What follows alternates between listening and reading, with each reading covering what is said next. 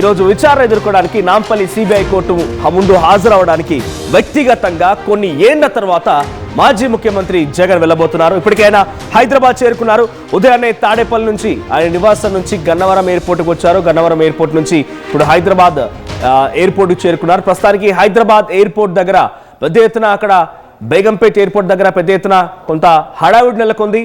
YCP శ్రేణులు, మాజీ మంత్రులు, జగన్ అభిమానులు అక్కడికి చేరుకుంటూ ఉన్నారు. సో జగన్ కోసం బేగంపేట్ ఎయిర్పోర్ట్ దగ్గర భారీగా అభిమానులు చేరుకున్నారు. జై జగన్నాథాలతో బేగంపేట్ ఎయిర్పోర్ట్ మొత్తం కూడా మారుమోగిపోతోంది. అక్రమాస్తుల కేసులో నాంపల్లి సిబిఐ కోర్టు ముందు హాజరు కాబోతున్నారు జగన్. అయితే నాంపల్లి కోర్టు పరిసరాల్లో కూడా భారీగా భద్రత ఏర్పాటు చేశారు. కోర్టు ఆవరణలోకి జగన్తో పాటుగా ఆయన అడ్వకేట్లకు మాత్రమే అనుమతించారు పోలీసులు. ఇక అభిమానులు భారీగా రావడంతో గేట్లని పూర్తిగా మూసేసినట్టు తెలుస్తోంది. అటు కోర్టు గేట్లు కూడా మూసేశారు. విచారణ అనంతరం లోటస్ పాండ్ కు చేరుకోబోతున్నారు జగన్. ప్రస్తుతానికి మీరు చూస్తున్న ఈ విజువల్స్ అన్ని కూడా బేగంపేట విమానాశ్రయం దగ్గరే విజువల్స్ ఇవన్నీ. సో అక్కడ జగన్ అభిమానులు భారీ సంఖ్యలో చేరుకున్నారు. మాజీ మంత్రులు చేరుకున్నారు.